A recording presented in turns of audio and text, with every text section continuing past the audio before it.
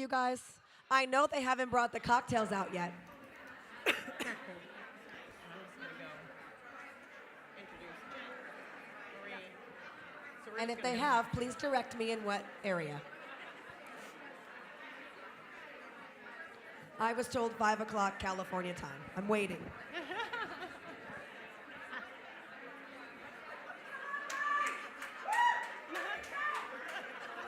She's crazy. Was that for cocktails?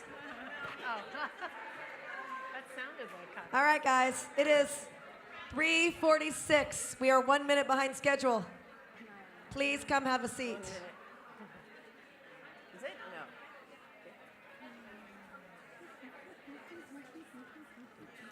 So our final conversation for today is about building a brighter future, not only for the people in racing, but also for our equine athletes. I know everybody here is very passionate about horses and horse racing, and we need to be just as passionate about aftercare.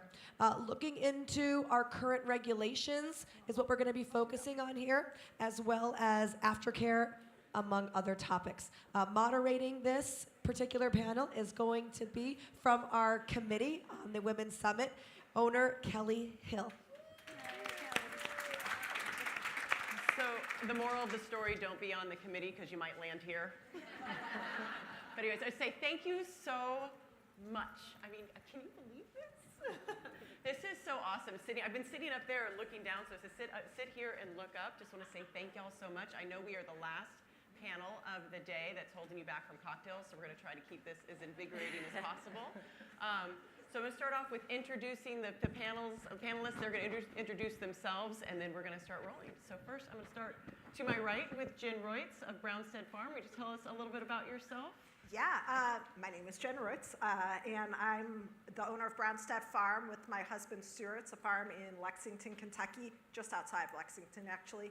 And we raise and breed thoroughbreds to race or to sell, and then big part of our farm is aftercare as well. We always invite any of the horses that have been raised at the farm or come through the farm to come back to the farm upon the conclusion of their career. There's a note on every one of their papers saying that if any time they need any information about that horse's veterinary history or any kind of information about how they were raised, they're more than welcome to reach out, and that we would be honored to handle their retirement whenever that should happen.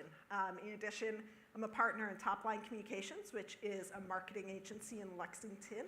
And my career has been in the horse racing industry and aftercare. Most recently, I was the executive director of the Retired Racehorse Project for 4 years and on the board and helping with their marketing for 6 years prior to that. Awesome. So as I've started to get to know these ladies a little bit, I want to make sure you get to know them a little as well. So would you tell us a story as to kind of what your hook was into the racehorse world? There were lots of hooks into the racehorse world, but there's a moment, I was just talking to someone about this the other day, there was a moment when I was in college. So I wanted to go to school in Kentucky to be part of the thoroughbred industry. I grew up in Cleveland, Ohio, not the horsiest part of the country. And, but I learned to love horse racing at Thistledown.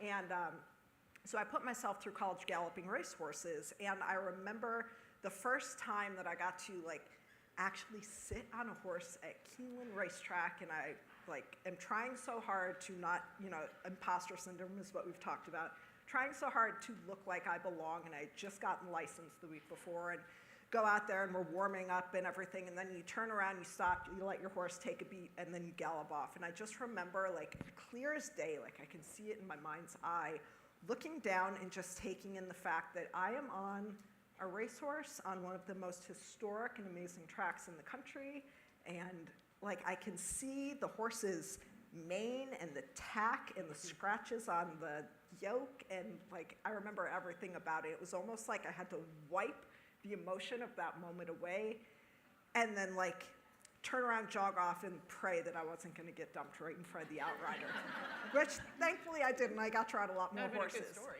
But I remember how meaningful that was. I know we each have those moments in racing that might not be our biggest success or our greatest accomplishment, but they are those moments that just kind of move us and change us. Awesome. Well, thank you for sharing your moment. Of course. And then next to you, Miss Marie Moretti. Thank you so much for joining us with the Del Mar Thoroughbred Club. Would you tell us a little bit about yourself? Of course. Well, first of all, I was introduced to racing through Bill Shoemaker, the legendary jockey. So I think I started at the top. And Bill took me around to the backstretch and showed me what was going on there, introduced me to the people there. And I just fell in love with the sights and the smells on the backstretch. And that was kind of hooked me into wanting to learn more about the industry. As I grew into my job, which was in public affairs and public relations work, I ended up doing the kind of leading the public relations team in Sacramento to support the legislative effort to lower the license fee that horse racing paid in the state, because you may not know it, but horse racing paid an exorbitant fee above and beyond what any corporate tax would be. And so we enlisted the help of breeders and trainers and the owners and labor and the truckers, and I got to learn all aspects of the industry, which for me was absolutely wonderful, and we won that campaign. And horse racing, Senator Ken Mattey's SB 2000 passed with flying colors and was signed into law. So that was probably the highlight of my career in the public relations world of horse racing. And That's a great story. it was fun. All right, another highlight. What about your favorite race? I know you probably watched a few. I have a number of favorite races, but I mean, with all due respect, how could we not say that Flightline was one of the best races we've ever seen? You know, that was absolutely favorite. But I would have to say that the most memorable race that I ever saw was one that I actually did not attend, and that was the 1986 Kentucky Derby. I don't know if any of you are around or remember this, but it was the Battle of the Sunshine Boys. That is Charlie Whittingham, who was 73 years old, and Bill Shoemaker, who was 54 years old, the oldest trainer, the oldest jockey at the time, to be in a Kentucky Derby race. And it was on Shoe Road, Ferdinand, that day. And he started off in one pole and was last, until like the stretch coming down, and he ends up beating the group by 2 lengths. It was absolutely fantastic, and I was screaming my head off in front of the television. So that was probably the most memorable, and quite a long time ago. I'm going to have to YouTube that one, look that one up a little bit. Thank you for sharing. And then Ms. Bo Derek, thank you so much for joining us with the Del Mar Thoroughbred Club. Thank you. Yes, I'm on the Del Mar Thoroughbred Club also with Marie, and following in her footsteps in a way. I served as a racing commissioner of California for I think 7 years, which was a weird journey to go from being an actress in movies. I started getting invited as a celebrity to the Kentucky Derby, and it was the artist Leroy Neiman who finally got me down in the paddock, took me to the backside, and that's where the magic was for me. And one thing led to another, and I got involved in trying to stop the slaughter of our horses for human consumption overseas. That was 22 years ago, and I'm still working on it. But in the process, Governor Schwarzenegger's office called, and they said, would you consider serving on the horse racing board? I said, no, I didn't even know what it was. I said, no more boards. I'm on the Kennedy Center board, I'm on the VA board, I'm on all these boards. I've got to stop and get back to making a living. And they said, well, would you just try it for a few months? I said, look, I'm a fairly decent horsewoman. I love racing, I'm a fan, but this is not my expertise. They said, good, we have enough insiders, we want a woman, and why don't you just look after the horses as a board member and the safety issues? Try it for a few months, and I'm still here. So And I love it. How many months ago was that? Yeah, I made so many friends, and I found the interesting so interesting. And making change is not easy, but once you get a change, a reform that's good for the business, it's as though there was never a problem, but the process can be very emotional for people. You know, this business, it's not only that people are set in their ways, they're also very suspicious. You have trainers who wear the same underwear, not just the same tie that they won with. So you're dealing with a lot of emotional aspects. How do you know that? Oh yeah. Yep. Yes. All right, so a question for you. Yes. What about your favorite jockey? Is there a jockey that stands out that you like? Yes, Or liked? it was Mike Smith when he rode Zenyatta in the Breeders' Cup. And that is my very favorite race. And you have to understand, I was very new to the board at that time. I'd maybe been on the board 2 months, so I'm trying to learn the industry and listen to as many people as I can. And she was my horse. From the first day I saw her in the paddock, she was my horse. And all day, people, especially men, kept saying, who's your pick? Zenyatta. Who's your pick, Zenyatta? And all day I kept getting, oh, that's because you're a girl. Right? So I have to say, when he came around that corner and went through horses, around horses, and she was just so obviously faster than everybody else, than all the boys, I felt vindicated and was probably a little obnoxious about it, too. As you should have been. Yes. And last but definitely not least, Miss Shannon Kellie of the Jockey Club Safety Net Foundation. Could you give us a little bit of your background? Yeah. Hi, everyone. Shannon Kellie. I work for the Jockey Club, specifically for the Jockey Club Safety Net Foundation. I've been there almost a decade since I graduated college, so it's been a run. But I come from a horse racing family. So my grandfather was a Hall of Fame horse trainer. My dad and my uncles were horse trainers. I have uncles and cousins that are horse dentists, blacksmiths, agents, a couple of different jobs, a few jobs. All of them hands-on, very involved in racing. So it's been kind of ingrained in me from the beginning. So would you say you've had a lot of horses in your life then? Yeah, just a few. Was there a favorite? Yeah, so my grandfather owned and bred his champion Evening Attire. I think that there are a couple of messages that come with that horse. Number one, he ran through his 10th year. So he had a really long career. He made over $2 million. My dad was actually the original trainer before he decided to go into the more business side and work in the racing office. And then my uncle took over training the horse. So at that point, you know, my grandfather was in his 80s and he had a whole career behind him. And this was kind of like his final, like the sunset of his career and really, to be honest, his life as well. And he would watch all the races from home because at that point going to the racetrack was a little difficult. And it was just so amazing to see this horse, and he would always come from behind. He was a gelding, and it was just an amazing experience. And my grandpa used to say, like, he would go home and cry and like think how could he be so lucky? And he had so many milestones, and for that to be it, I think it was because it was a family affair, and it was really like his last big champion. So it meant a lot to our family to all be there for that. That's great. Thank you all for sharing your stories. That was awesome. So we have something a little different with this panel. We actually have a fifth panelist. She's not here. But if we can roll the tape. I've been waiting all day to do this. Roll the tape. Hello, everyone. My name is Lisa Lazarus, and I'm the CEO of the Horse Racing Integrity and Safety Authority. As I'm sure many of you know, HISA was created by Congress in December 2020, and its job is to make racing safer and fairer. And that's what we're trying to do.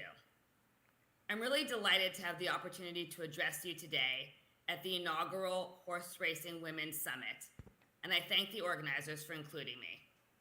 I really wish I could be there among so many impressive women in the industry. But with HISA so early in its development, my to-do list is exceptionally long.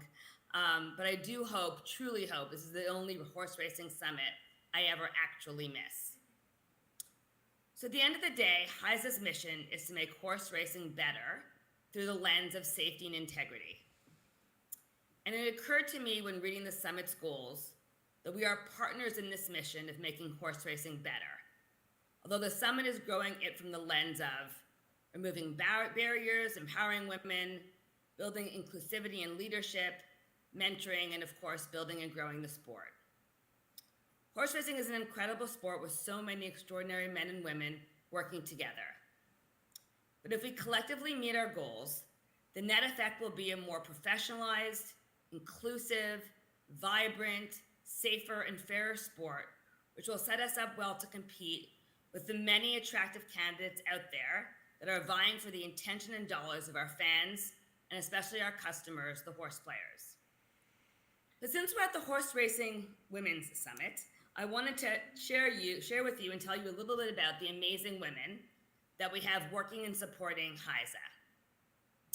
To start, I feel incredibly privileged to have a board that has appointed me and entrusted me to be the first CEO to lead HISA. On our board, we have two extraordinary women, Dr. Sue Stover, who's the professor of veterinary anatomy at the UC School of Davis in veterinary medicine, and she leads the racetrack safety committee. And we have Ellen McLean, who's the former CFO and COO of NYRA, who's also a very important board member. On our committees, we have Dr. Lisa Fortier, who's a professor of equine research and surgery at Cornell. We have Dr. Mary Scolay, the executive director of the RMTC. And of course, we have Ann McGovern, a longtime racetrack executive who is leading our racetrack safety initiative for HISA.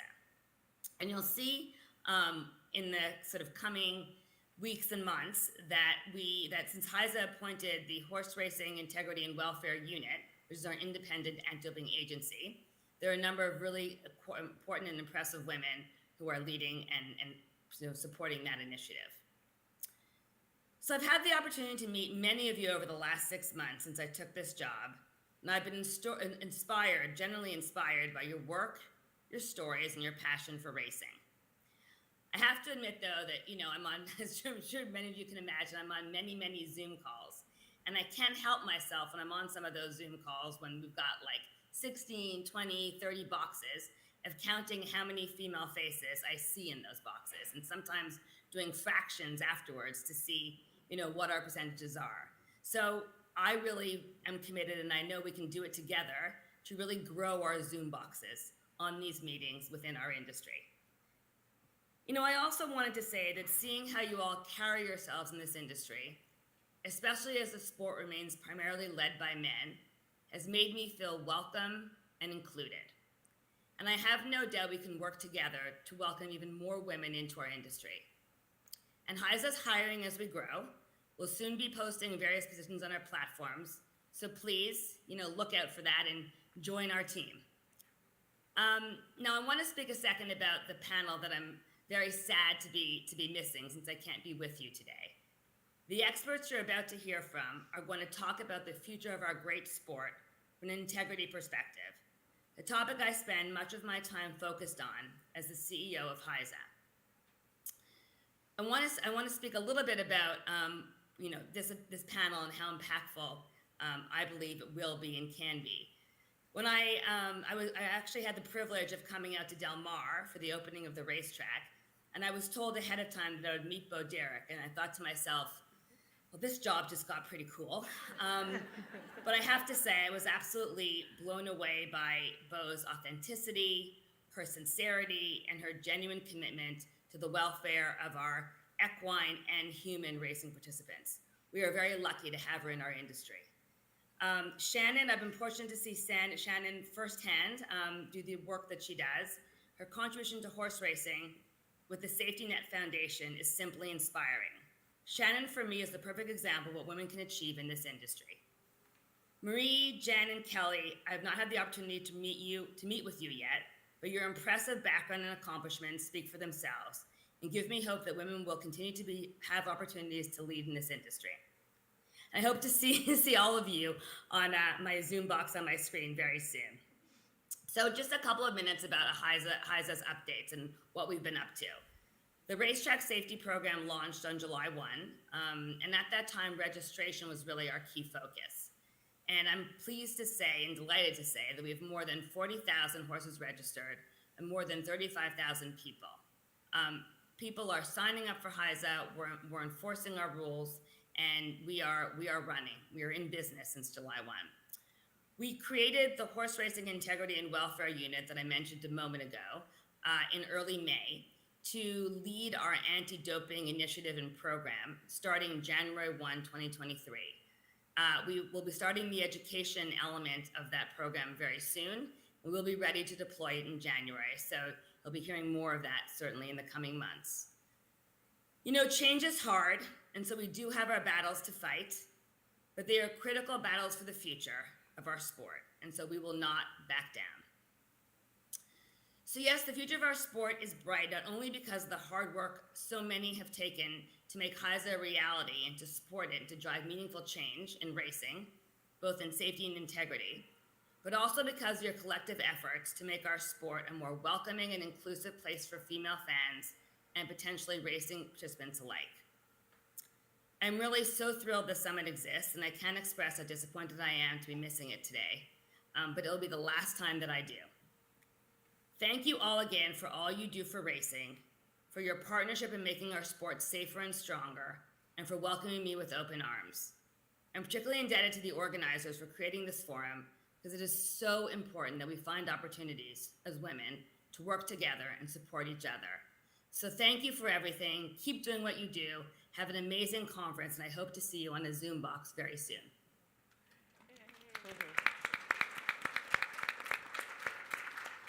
All right, you guys ready?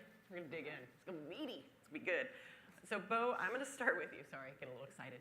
I'm gonna start with you first. All right. You talked to us about what brought you into racing, right? But you're here. You're staying here. Mm-hmm. You know, Lisa referenced that you were genuine, your authenticity. Change is hard. You mentioned that as well. Tell us why you're staying. Tell us where do you think that really, as we talk about the integrity of the industry, where that needs to go? What does it mean? I guess I should go back to when I first joined the board, and as I said, I wasn't really sure what I was getting into and if it would be a fit. If I could contribute anything to the industry in California, I had no idea. And when I got there, it was discouraging. We had just had mandates to put in synthetic tracks, but we had 3 different tracks going in. It was very confusing. Horsemen were really afraid and nervous about it.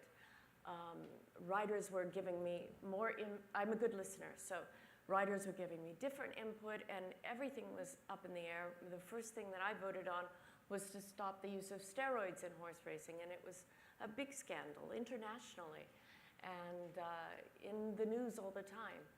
So we cleaned up some things, the board, the industry, but there was a time when I really thought, okay, I can't even get my horsey girlfriends to the track. They think it's a cruel sport.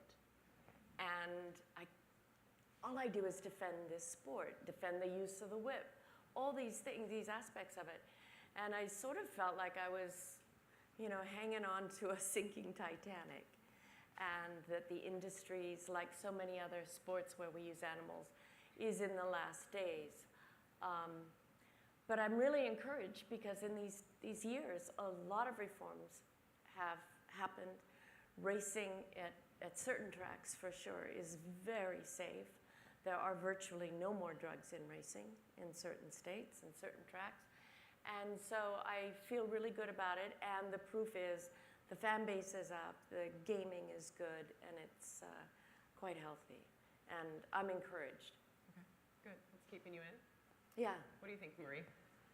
Playing off of what Bo said, the rules that California has instituted are really those that have been copied a lot by HISA. The transparency that we have in California is second to none. Our injury rate has gone way down. As a matter of fact, Del Mar this year had, thank you God, no catastrophic injuries. That's something to be seen.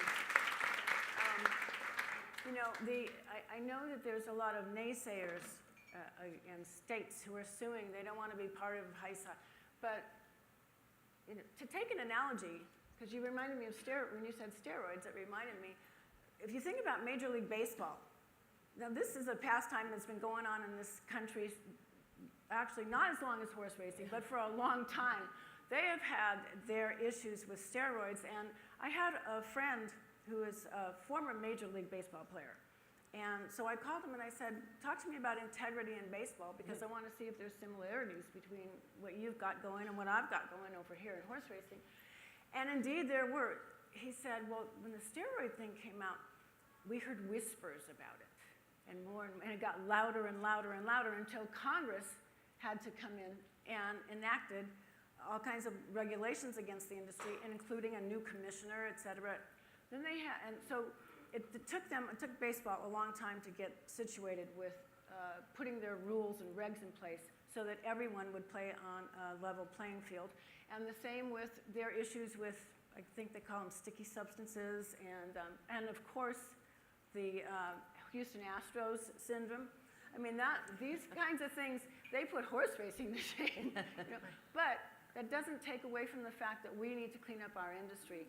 And I think that if we do on a federal level, and HISA took almost 10 years to come into effect, if we can get the general public to understand that, and perhaps the naysayers could get together to advance and preserve, put some money into the marketing, national marketing, get the general public in. I mean, there's a lot of people who love horses, and there's a lot of people who don't understand about horse racing. And I think that that could be a step right there to help them. One more comment about, I talked to someone this morning who was saying basically they didn't want government interference, and they didn't want a federal law. They didn't want to have that federal authority. It should stick with the locals and the states. Well, I must say, I actually had the privilege of being appointed by 5 different governors in California for different positions, and I've watched and witnessed legislation being made. It's not the best thing that can happen, but these are Democratic and Republican governors, and I can tell you when the teams get together, they can produce something good and healthy. And I think that HISA can make it more fair and equitable, not only for the people in the industry, but get that word out, and the general public will eventually come on board. You're always going to have the people who don't like horse racing, but we need to have the general public, I think, understand what we're doing and that we're trying to improve it. And we've heard the complaints, and we're not underhanded. And that's my spiel right now. I'm just watching the nodding head at the end. What are the thoughts that are going through your head as you're nodding? Well, I think obviously working for the Jockey Club, we were involved from a very early stage in making sure that this federal legislation went through. And something we talk about all the time is that, I think that Lisa is really suited to lead us into this new time. And I think perception, which Marie was, getting to, is that, the public in the age of social media and the age of the internet, the public is on us all the time, even more than they were, 20 years ago when you still had people that didn't like horse racing, but now it's in everybody's face all the time with TV and the internet. So I think there is nothing else we can do at this point other than acknowledge that we needed to make a change.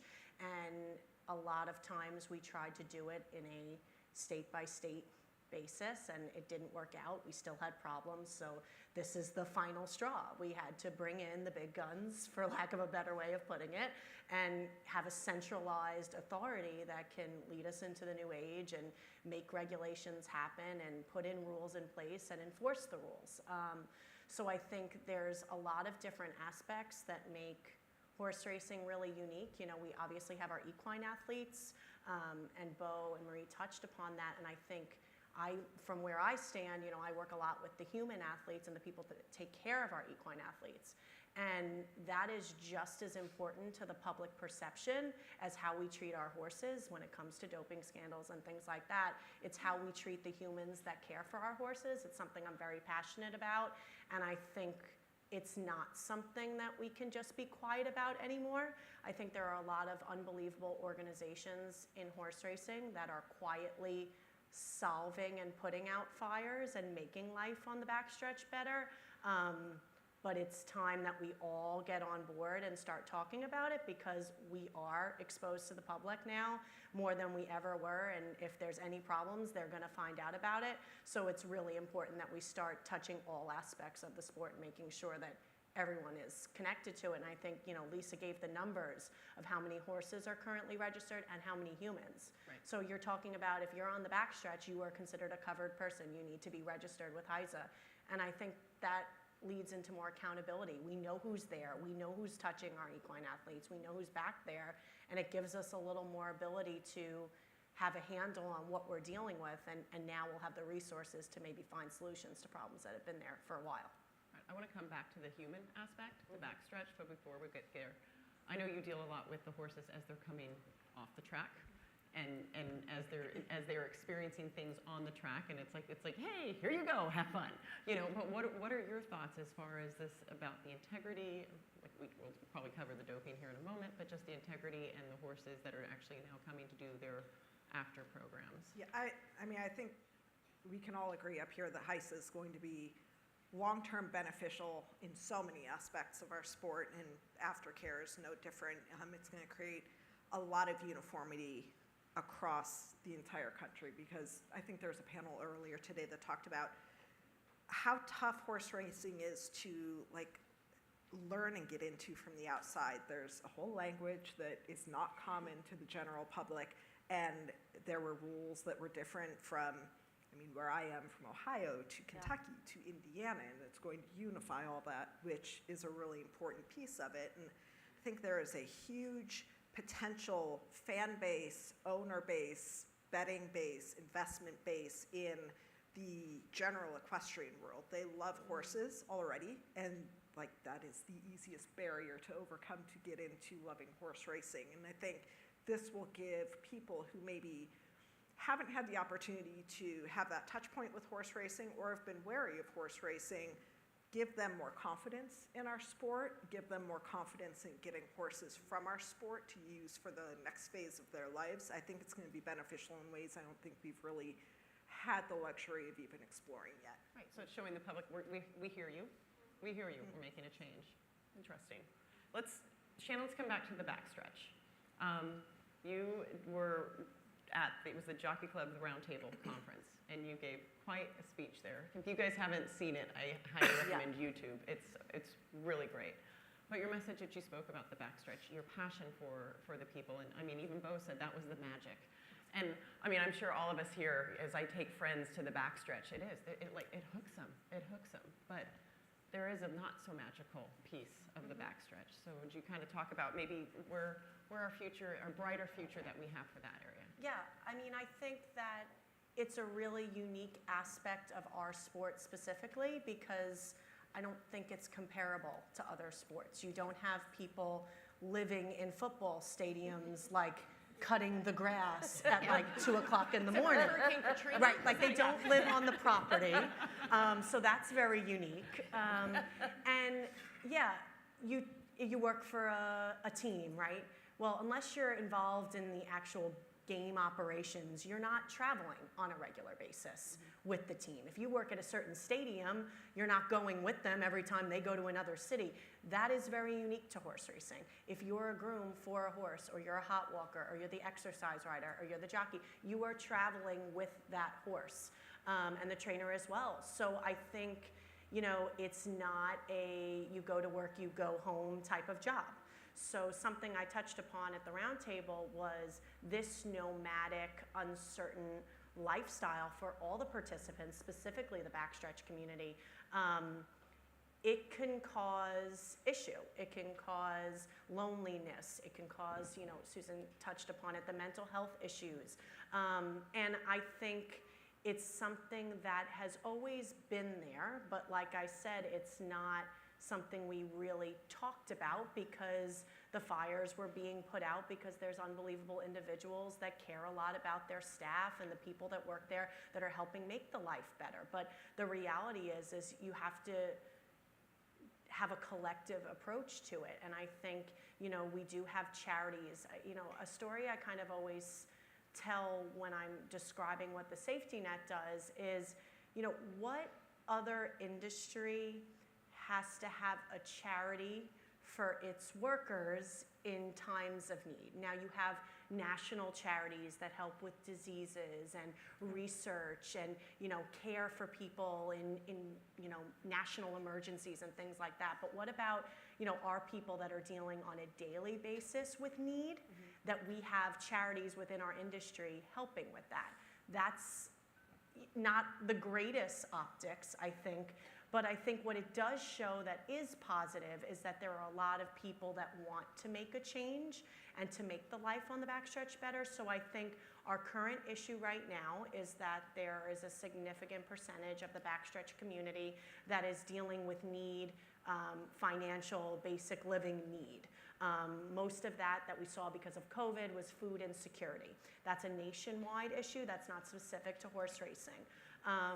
So I think that my goal, my hope for the future in dealing with that issue would be bringing all of the people to the table to find a solution. So I think making sure that people who don't deal with that aspect of horse racing, that don't see it, are aware that the problem is there, whether they can see it or not, and come up with an approach. That doesn't mean that that person is responsible for the solution, but like we've talked about on all the other panels, getting people together with a voice in a room and talking about options, I think is the best way. And so let me, Yeah. people like this. People like this. People So like even- women. Yes, I think because there is that, we talked about women and the emotion factor, right?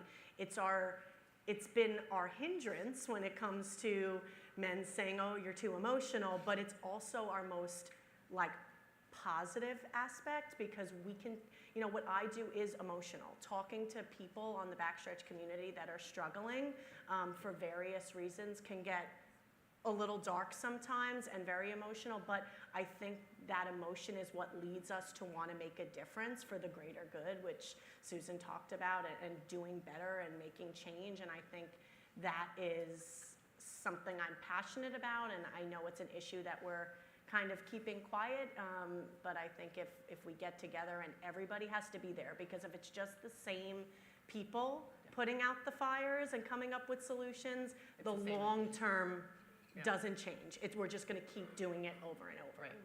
So Bo and Marie, do you discuss the backstretch at all on the board, the Del Mar board? Does that conversation happen? Like, what are some of the conversations, the topics? Well, first of all, I think that Del Mar, and I'd like to point out that Ann Hall and Kim are here from Del Mar, and everyone works hard to make sure that the living conditions are not only proper and healthy, but as best as they can possibly be. And there's a lot of input from the people on the backside. And I think what you were saying in terms of the passion that the women feel, I think the passion is there from the men as well. I really do. Because now they have a different perspective. Let me not get that wrong. But wouldn't you agree that Del Mar is at most, without the people on the backside, without the horses and the people who take care of them. And the people who take care of them are the ones comforting the horses and doing a lot of training and socializing with them. They're the ones giving them the love constantly and being up with them all night, exercising them. It's really beautiful, and women do really well at this. Absolutely. I think women should have a big place at this table. I think we have it's not just a bunch of male athletes trying to get a hole in a basket or a ball in a basket. These are gorgeous creatures, very, very sensitive creatures, and I think women, from the top of the business all the way down to actually handling the horses, you can see they have a lot to offer. Absolutely. So one of the things that we've just kind of been talking about is the public perception. And Lisa talked about a fair sport and inclusive sport. We have come through the last couple years as far as we talked about no more steroids. Somehow things continue to slip through the cracks, I guess you'd say, with Medina Spirit in 2021. In 2020, we had the 27 indictments of doping. So just kind of thoughts. I know this is kind of a little deep, and I know we might not be the most qualified to speak this, but just some thoughts as to how do we approach this subject? You're looking at me? Yeah, I am. My public relations.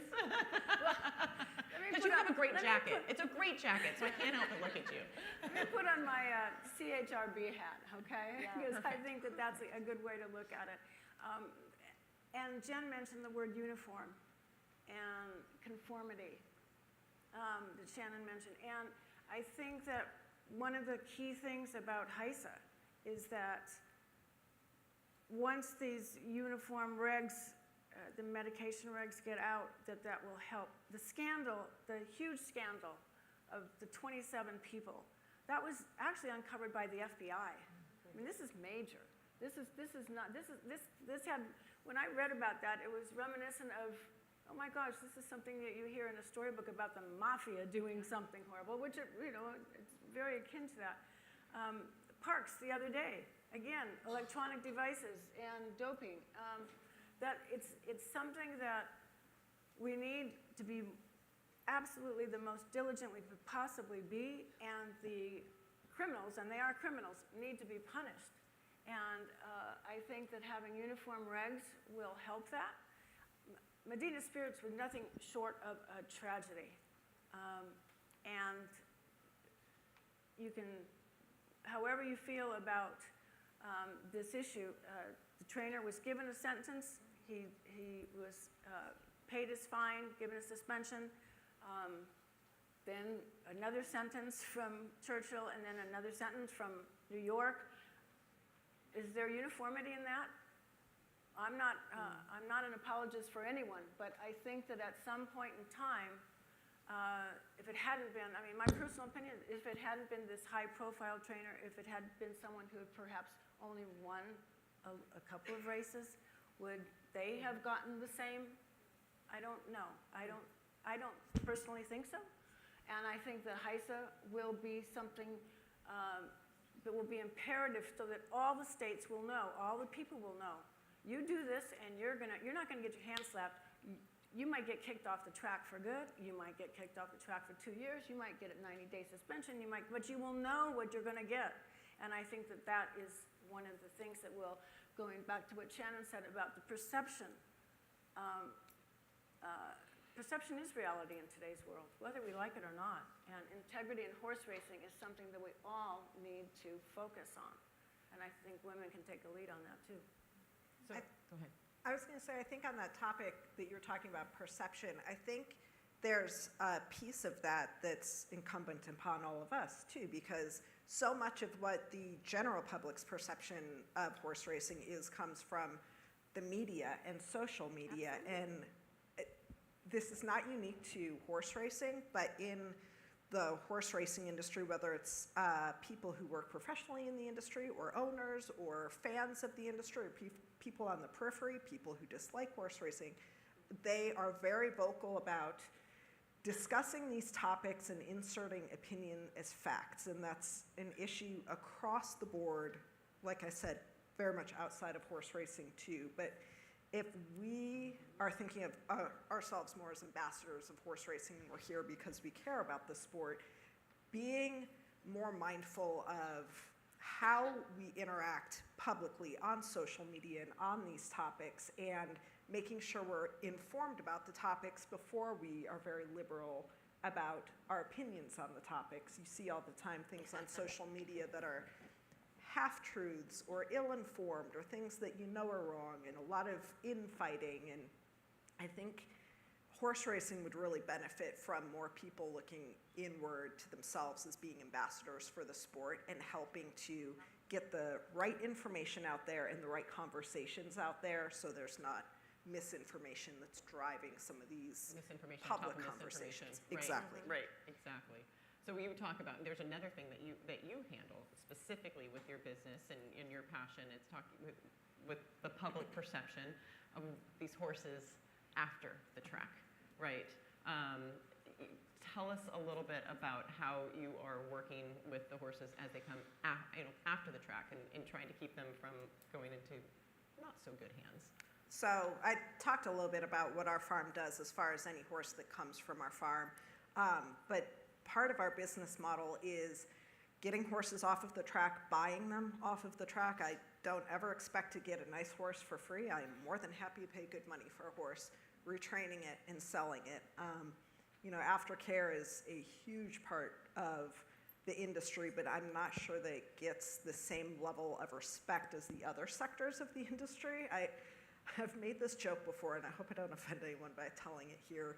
There are some circles in horse racing, and a lot of them tend to be male-dominated, where if someone asks, like, oh, tell me about what you do, and you say, oh, I work in aftercare, it's like you've walked up to someone and said, I'd like to talk to you about your relationship with Jesus. Like, it's just... Do they run the other way? Don't run from the Lord. It's not always the most enthusiastic, like, tell me more for 20 minutes. And that's not always the same when you're like, oh, I'm a consignor, I'm a breeder, I'm a horse owner, I'm a trainer. Why do you think that is?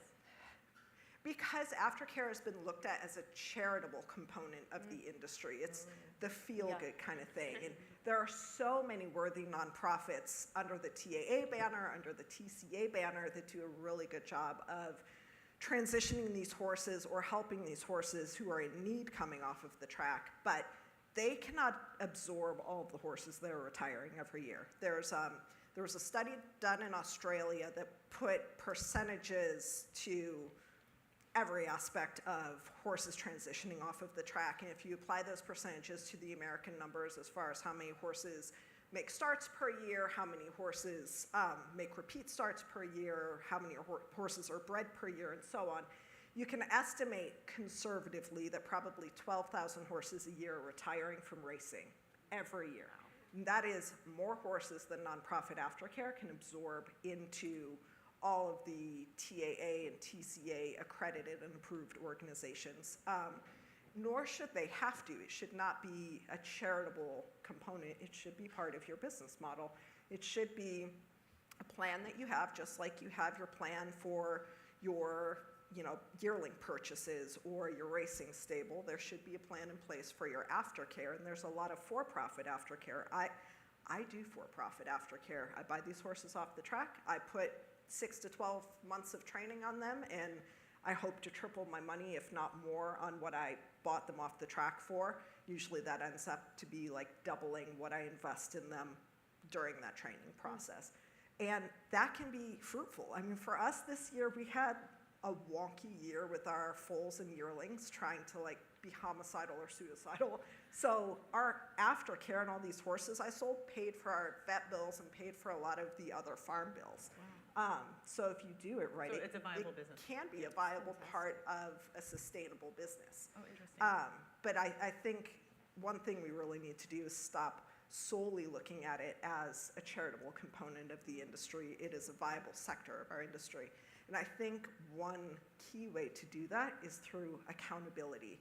I would love to, and this is not my like epiphany idea, but I think it's an important idea. I would love to see more accountability on a horse's exit from racing, having to report where that horse goes when it is exiting racing, when it's leaving the track for the last time. Is it going to a breeding career? Is it going to a sanctuary? Is it going to an aftercare organization? Has it been purchased by someone for non-racing purposes? Or a million other different things it can be doing. And I'd love to also see, like we've all used Equibase, they have accountability on there for how much money a horse has won, who bred that horse, is it stakes placed, is it a graded stakes winner? If you could have a few more kind of boxes that could be ticked on there, such as, has that horse gone through a TAA accredited facility? Has that horse competed in the Thoroughbred Makeover? Or is it registered with the Thoroughbred Incentive Program or the Take Two program? Or is it a US Equestrian Federation competitive horse? If there was that extra level of accountability, accountability makes people do the right thing. It shouldn't be their motivator for doing the right thing, but it makes them do the right thing. And B, if those horses do end up in a bad spot, there's your map to start following to figure out who's at fault. Right. Well, and I think there's someone here from Equibase, but Sorry, someone from Equibase. No, it's great. It really was. What do you, she just threw out some like really good little nuggets there. What are your thoughts? Someone. Well, Go ahead. I would include our permanent disabled jockeys organization. I'm also serve on the board of that, and that's an area that is considered charity, and it shouldn't be. We're talking about very specific, a rider who's injured on the track and is permanently disabled in one form or another. And this is a fund that all they can do is go around and virtually beg for money from the industry, not a lot, and they give a stipend to the riders just to help pay for some of the extras that their state and local government doesn't cover. And that should be included. My goal would be, everything we're talking about, this makes the fan experience good. You can't enjoy this sport if you're worried about what the grooms are going through, about what the riders, if something happens to them, and if the horses are being neglected or not treated properly. So if we can get behind as an industry, clean up all those things so that the fan can feel good about going and enjoying a day at the racetrack. I think that's spot on, and I think the way Jen put it by saying it should be a part of your business model. It should not be considered charity. I mean, obviously, I'm a director of a charity, so I would still love if you all gave us money. But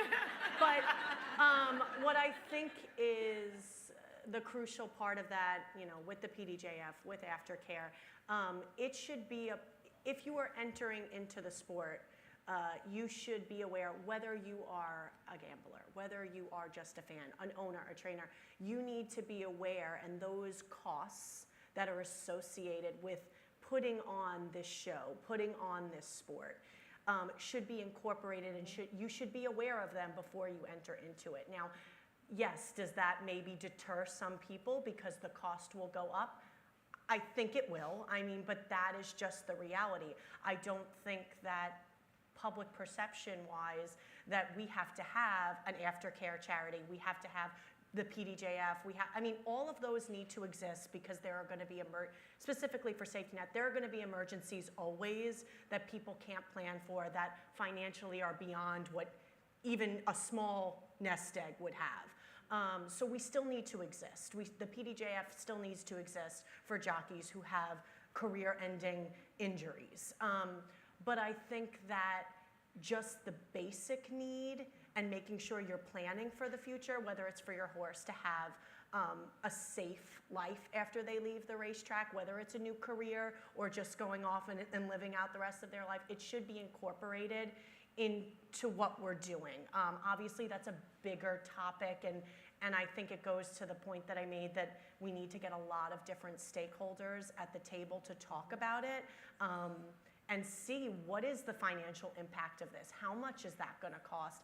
And really to figure out what the issues we have, because all of these, aftercare and human services, are pretty quietly kept quiet. So we need to have a better idea of what the issues we're actually dealing with are. What are the numbers? Because we don't really have a ton of data when it comes to, at least for the human services side of it. So we need to do, whether it's surveys, boots to pavement. It's like what Amy said when she said, "Look, I'm going to start with when they hired the new DNI. She said, I'm going to start with the DNI. I need the metrics.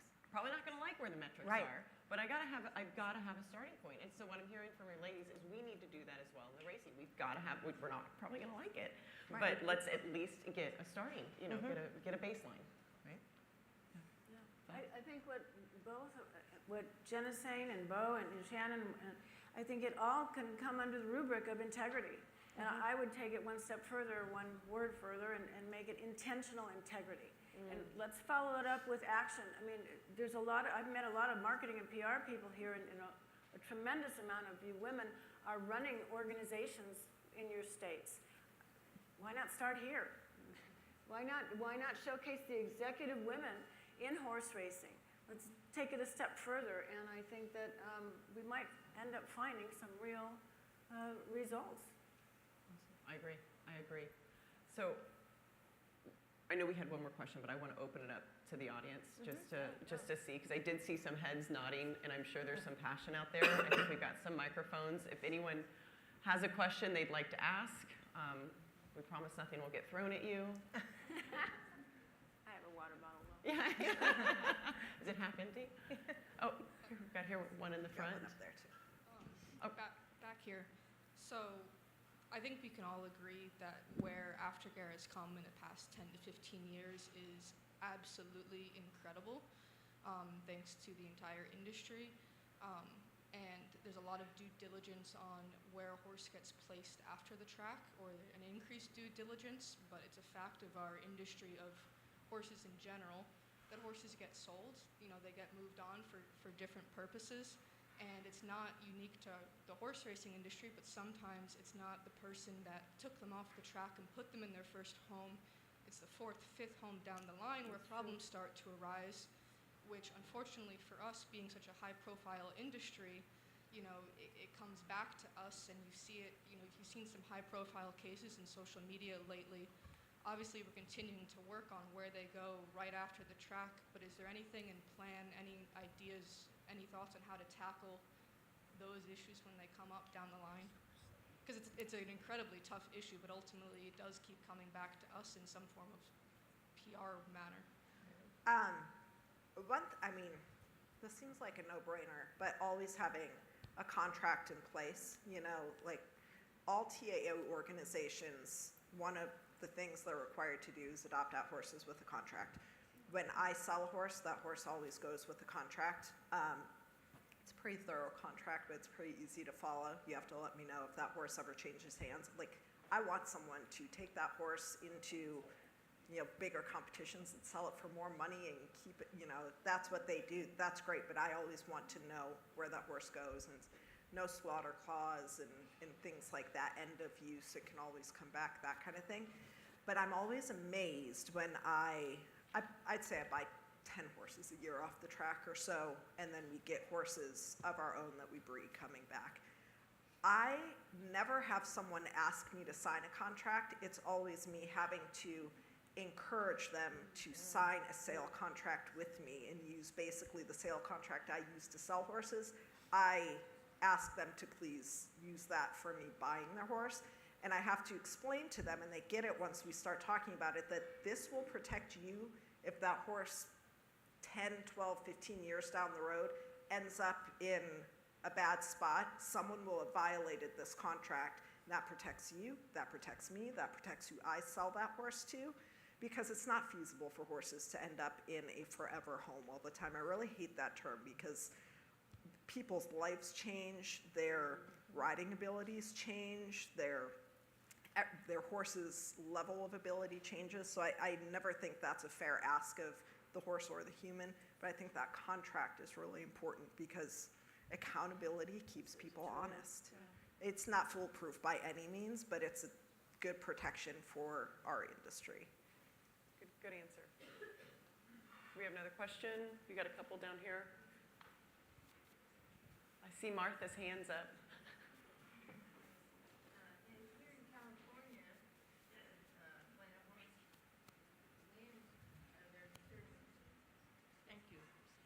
Here in California, when a horse earns a purse, a certain amount of percentage of money is taken out for their aftercare for Karma, which is the facility, one of the facilities, and also the owners pay for the jockey's insurance for the course of the race. I mean, these are just some things that are included in the purse. Yeah, that's helpful. Definitely helpful. Just a comment. Yeah, thank you. No, that's great. Is there any other It's a good questions? comment. Got a question down there? So I too have a bit of a comment, but it turns into a question. So a common thread that I'm hearing, and I actually have heard this before, it's that there is a marketing issue in the sport. And I say that as a marketer within the sport. Can you clarify marketing of what? Marketing of the sport itself or something within? So, for example, with the aftercare, because I currently compete on the rated circuit with the horse from New Vocations, and I will be damned if he's not a 3-foot hunter. And he can compete with the warm bloods. He's proven that. But they hate them in the hunter-jumper community. And what marketing is being done there to change that? Marketing to USAF, to USHJA. The eventers, they don't need it. But the hunter-jumpers, I mean, it's like when I walk up to somebody at a rated show and I say I have a Thoroughbred, it's like, do you want to talk about Jesus? I know that feeling. For example, with the doping, so Chip Tuttle, who is very well respected in our community, he said last year at Racing Symposium, no sport has lost control of its content the way horse racing has. In terms of having a more positive conversation about our industry, that's our obligation to do so. And I think, so that goes to doping. With the backstretch, I mean, it is part of the fan experience. You want to know that you are supporting, or most decent people want to know that they are supporting a sport that is good. And I think what the question, what the comment turns into is essentially it is, and that's also why I'm so passionate about social media for the sport, and changing the dynamic and changing all of the, negativity on Twitter. But I feel like it is a marketing issue, and I think that what is so inspiring about being here today is seeing all of these women, because will do something about it. And I just want to ask what your all's thoughts are on marketing for your particular, where you're passionate about improving the sport, what you think about marketing to outside entities, bringing in the fans and the fans of Thoroughbreds. Since you started with aftercare, I'll start with aftercare, and then we can just zip on down the line. I think you are spot on with, I've experienced the same thing at rated shows, and they choose warm bloods over thoroughbreds. They do not love thoroughbreds because there's a negative connotation there. Our sport does these horses a disservice by focusing on the retired racehorse aspect of it.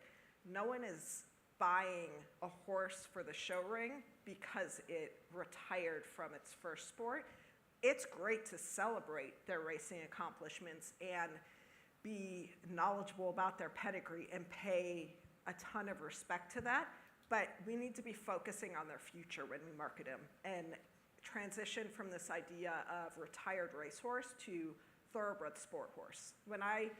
We have a website for our farm, brownsteadfarm.com, and they are not referred to as retired racehorses. I use the term OTTB sometimes just because people know what that means, but I really try to focus on thoroughbred sport horse prospect, because that is what the majority of their life is going to be. That's what the rest of their life is going to be, and that is, it's a hobby, and it's a high-end hobby. So people who have the money to buy exactly what they want do not want to buy someone else's throwaway.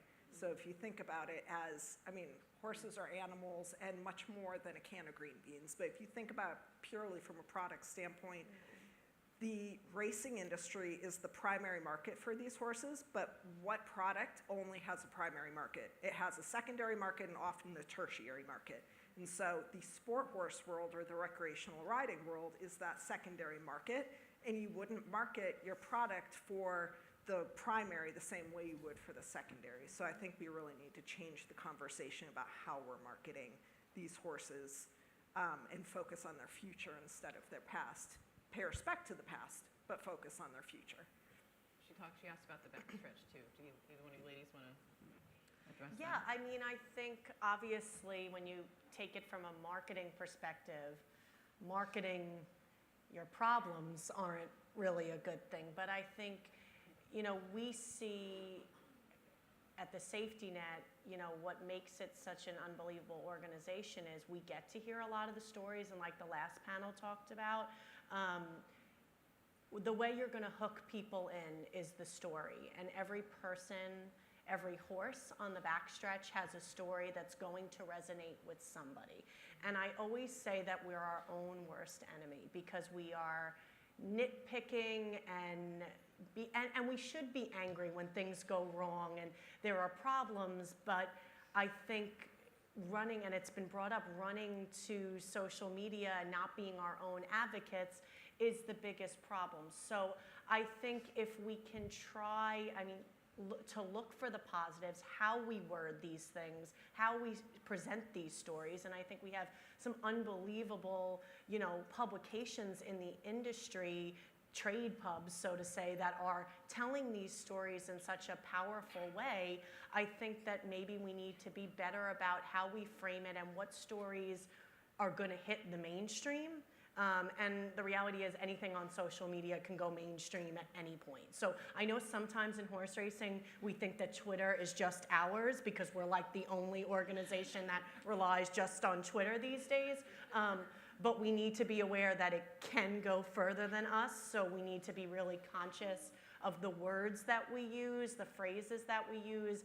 And I think none of us in any capacity in this room have the answers to all the problems, but I think the first step to public perception is to say, we recognize that there is an issue with X, Y, and Z, and we are surveying the people that are involved in this issue, and here are a couple of ideas that we have. We don't know how successful they're going to be, but we want people to know that we're working on it. It's not just a blanket, well, we're sorry that another problem happened. No, we know that there's a problem and we're still working at it, and we hope to present an answer to this problem soon. I think it's all about messaging and making sure that we're all on board and pushing. It's not to say that you can't be critical.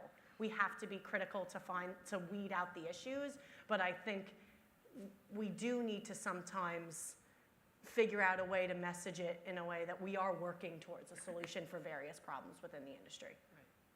Bo, can I ask you one question? Yeah. So, because this goes along with the story, I personally think this is a good story. You can tell me if it's not a good story. But did I hear correctly? Did you just invest in your first horse? You just became your first owner? My racehorse. But I have to disclose that I knew about my racehorse because, in disclosure, my niece is a co-founder of Grand Slam Social and works with my racehorse. So I've been hearing about it quite a while. And I kept saying, when the right horse and the right trainer and you feel really good about it, let me know. I want to get involved because it's fun. It's easy. It's affordable for all of us. So I also have to disclose that I am going to be sharing my experience of being, for the first time, a racehorse owner. 7 tail hairs or something of this beautiful creature. You have 7? I think I might have 7. But the excitement of it, I am going to be sharing on social media my experience, and in exchange for a very nice donation to Karma, the California Retired Therapist. Oh, great. I think that's a story. That's a story. You've been involved with racehorse, for how long? And now you just became an owner. With all of this that's going on, you're still invested. So I think that's a good story. I have my riding horses at home, but they're not thoroughbreds. And I love them, but I love them all. Do you love Jesus This as well? is fun for me. Well, all you have to do is be at the track, and when one wins and those dozens of people come down and they're having so much fun in the winner's circle, I want to also. Well, I know there's lots more questions, but we are like 10 minutes away from y'all having a cocktail, and I heard some of you were not happy there were not cocktails at lunch, so not going to hold you back for any longer. So with that, I do want to say thank you. Thank you. What an amazing panel. And panel, please remain seated until Katie tells you what to do. I'm giving you to Katie now. Before everybody gets up, we do have one more. Am I handling it or are you handling it?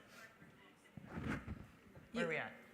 You mean Stephanie. our thank yous? Huh? I've got the thank yous. You've got the thank yous. I'm doing the thank yous. Okay, all right. I was so confused right now. I thought maybe I already had a drink and I didn't realize it. Jeez, everybody. Lindsay, by the way, you wanted stories in racing. Bo's going to own a horse now. That'd be a great story. I'm going to send you an email. None of you guys take credit, all right? I want my name on NBC. So as we wrap up today, I really hope that you guys all had a fantastic time. I thought that listening to our speakers was really inspiring and innovative, and we just appreciate the fact that everybody here gave us so much trust and faith coming out here and being a part of this inaugural event. Hopefully there'll be many more like this in the future, as well as pop-up events, maybe in your own neighborhood, surrounding some of the big races that you guys like to host at your own racetracks. Before we leave, I do want to once again just thank the committee that put this all together. Stephanie, Jody, Kellie, Shona, leading the way there. They really were the brains and the brawn behind this whole operation. And I also do want to thank Belinda Stronach, as well as First Racing here, for leading by example, championing and making space for the women in this industry. It has been so important. So thank you so much there as well. A tiny bit of housekeeping. Don't forget that tomorrow morning at 10 a.m., there is going to be a handicapping seminar led by Christina Blacker. It's going to be in the Players Lounge, which is kind of above Clocker's Corner. It's this vicinity, if you don't know, on the second floor, and it's all decked out, looks cool like this. There might be mimosas. I don't know. I'm not making any promises, but hey, show up. There's for sure going to be breakfast, and you'll get to learn a lot. There's one more thing. Stephanie, are you coming up or am I? Oh, I'm talking. Do you mind if I steal the microphone? I don't like when things go off my note card. I know. Oh, I've got this, which is really dangerous. We do, I think everyone is probably saying, let's one more, right? But I think we've got someone in the audience that might be giving a little bit of a teaser to our next Women in Horse Racing event. Oh, why is that you, Dora?